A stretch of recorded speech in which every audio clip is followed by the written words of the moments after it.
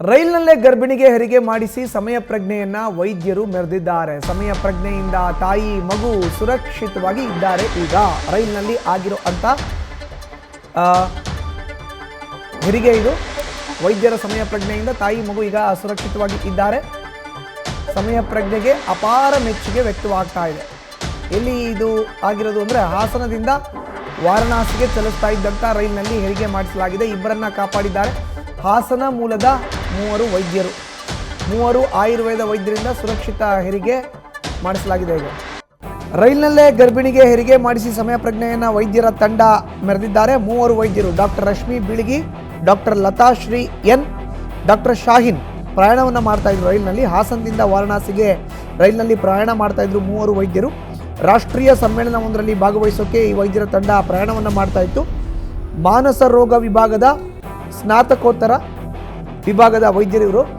ನೋಡಿ, ಹಾಸನದಿಂದ ವಾರಣಾಸಿಗೆ ರೈಲ್ನಲ್ಲಿ ಪ್ರಯಾಣವನ್ನು ಮಾಡ್ತಾ ಇದ್ರು ಮೂವರು ವೈದ್ಯರು. Doctor Rashmi Biligi, doctor Latashree N, doctor Shahin M ಪ್ರಯಾಣವನ್ನು ಮಾಡ್ತಾ ಇದ್ರು. ಹಾಸನದ ತಣ್ಣೀರು ಹಳ್ಳದಲ್ಲಿ ಇರುವಂಥ SDM ಕಾಲೇಜಿನ ವಿದ್ಯಾರ್ಥಿಗಳು ಇವರು. ಮಾನಸ ರೋಗ ವಿಭಾಗದ ಸ್ನಾತಕೋತ್ತರ ವಿದ್ಯಾರ್ಥಿನಿಯರ ಪ್ರಯಾಣ ಆಗ್ತಾ ಇತ್ತು ಆ ಒಂದು ರೈಲ್ನಲ್ಲಿ. ಇದೇ ರೈಲ್ನಲ್ಲಿ ಪ್ರಯಾಣಿಸ್ತಾ ಇದ್ದಂಥ ಗರ್ಭಿಣಿ ಮಹಿಳೆಗೆ ಹೆರಿಗೆ ನೋವು ಕಾಣಿಸ್ಕೊಳ್ತು. ಆಸ್ಪತ್ರೆಗೆ ಹೋಗಲು ಸಮಯ ಕಡಿಮೆ ಇದ್ದಂಥ ಮಹಿಳೆಗೆ ಜೀವಕ್ಕೆ ಅಪಾಯ ಇತ್ತು. ಕೂಡಲೇ ಗರ್ಭಿಣಿ ಮಹಿಳೆ ಬಂದು ಮೂವರು ಆಯುರ್ವೇದ ವೈದ್ಯರು ಗರ್ಭಿಣಿ ಹತ್ರ ಬಂದು ನೋವಿನಿಂದ ಬಳಲ್ತಾ ಇದ್ದಂಥ ಗರ್ಭಿಣಿಗೆ ಹೆರಿಗೆ ಮಾಡಿಸಿದ್ದಾರೆ ಮೂವರು ವೈದ್ಯರು. ಹೆರಿಗೆ ಹಂತದಲ್ಲಿ ಮಗುವಿಗೆ ಕುತ್ತಿಗೆಗೆ ಸುತ್ತಕೊಂಡಿತ್ತು ಬಳ್ಳಿ, ಅದನ್ನು ಬಿಡಿಸಿ ರಕ್ಷಣೆಯನ್ನ ಮಾಡಿದ್ದಾರೆ. ಹೆಚ್ಚಿನ ಮಾಹಿತಿ ನೀಡ್ತಾರೆ ನಮ್ಮ ಪ್ರತಿನಿಧಿ ಕಿರಣ್. ದೂರವಾಣಿ ಸಂಪರ್ಕಕ್ಕೆ ಸಿಕ್ಕಿದ್ದಾರೆ. ಕಿರಣ್, ವೈದ್ಯೋ ನಾರಾಯಣೋ ಹರಿ ಅಂತೀವಿ. ಅದೇ ರೀತಿಯ ಒಂದು ಘಟನೆ ನಡೆದಿರುವಂತದ್ದು. ಈಗ ವೈದ್ಯರ ತಂಡ ಏನ್ ಹೇಳುತ್ತೆ, ಜೊತೆಗೆ ಮಹಿಳೆ ಏನ್ ಹೇಳ್ತಾರೆ? ಮಧುಸೂನ್, ಏನು ಚಲಿಸಿದ ರೈಲ್ನಲ್ಲೇ ಗರ್ಭಿಣಿಗೆ ಅಂದ್ರೆ ಹೆರಿಗೆ ನೋವು ಕಾಣಿಸ್ಕೊಳುತ್ತೆ. ಆಗ ಆಕೆ ಪರದಾಡ್ತಾ ಇರ್ತಾಳೆ. ಒಂದ್ ರೀತಿ ಈ ತರ ಅಂದ್ರೆ ನೋವಲ್ ಪರದಾಡ್ತಾ ಇರೋಂಥವ್ರು ತುಂಬು ಬಾಣಂತಿರೋ ಟ್ರೈನಲ್ಲಿ ಹೋಗ್ಬಾರ್ದು. ಆದ್ರೂ ಕೂಡ ಆಕೆ ರಿಸ್ಕ್ ತಗೊಂಡು ಹೋಗ್ತಾ ಇರ್ತಾರೆ, ಪ್ರಯಾಣ ಬಳಸ್ತಾ ಇರ್ತಾರೆ. ಅದೇ ಆಗ ಅಂದ್ರೆ ತುಂಬಾ ಹೆರಿಗೆ ನೋವು ಕಾಣಿಸ್ಕೊಳುತ್ತೆ. ಮತ್ತೆ ಅದೃಷ್ಟವಶಾತ್ ಅಂತ ಹೇಳ್ಬೋದು, ಅಲ್ಲಿ ಆಯುರ್ವೇದ ಏನು ವ್ಯಾಸಂಗ ಮಾಡ್ತಾರಂತ ಅಲ್ಲಿ ಡಾಕ್ಟರ್ಸ್ ಕೂಡ ಅಲ್ಲೇ ಇರ್ತಾರೆ.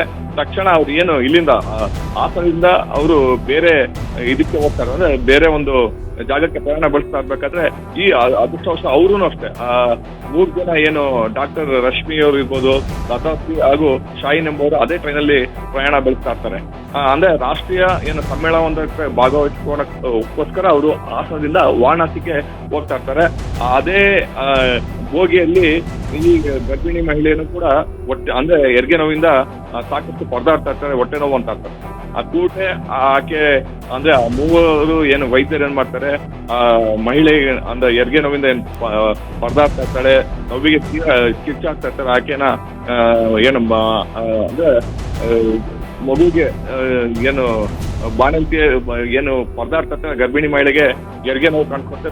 ತಕ್ಷಣ ಮಗು ಕೂಡ ಡೆಲಿವರಿ ಮಾಡಕ್ಕೆ ಏನೆಲ್ಲ ಕ್ರಮಗಳನ್ನ ಕೈಗೊಳ್ಬೇಕು, ಏನೆಲ್ಲ ರಕ್ಷಣಾತ್ಮಕ ಕೆಲಸಗಳು ಮಾಡ್ಬೇಕು, ಅಂದ್ರೆ ಗರ್ಭಿಣಿ ಮಹಿಳೆಗೆ ಮಗು ಜನ್ಮ ಮಾಡಕ್ಕೆ ಏನೆಲ್ಲ ಕ್ರಮ ಕೈಗೊಳ್ಳೋಕೆ ಮಾಡ್ತಾರೆ. ಮತ್ತೆ ಈಗ ಮಗು ಮತ್ತೆ ತಾಯಿ ಇಬ್ರು ಕೂಡ ಚೆನ್ನಾಗಿರೋಂಥದ್ದು. ತಕ್ಷಣ ಅಲ್ಲಿ ನೆಕ್ಸ್ಟ್ ಯಾವ ನಿಲ್ದಾಣ ಬರುತ್ತೆ ಅಲ್ಲೂ ಕೂಡ ಸಂಬಂಧಪಟ್ಟ ರೈಲ್ವೆ ಅಧಿಕಾರಿಗಳಿಗೆ ಅವ್ರು ಹೇಳ್ತಾರೆ. ನಂತರ ಅಲ್ಲಿ ನಿಲ್ಸಿ ಆಕೆ ಮಗುನ ಮತ್ತೆ ತಾಯಿನ ಬೇರೆಡೆ ಈಗ ಸ್ಥಳಾಂತರ ಮಾಡಿರುವಂತದ್ದು.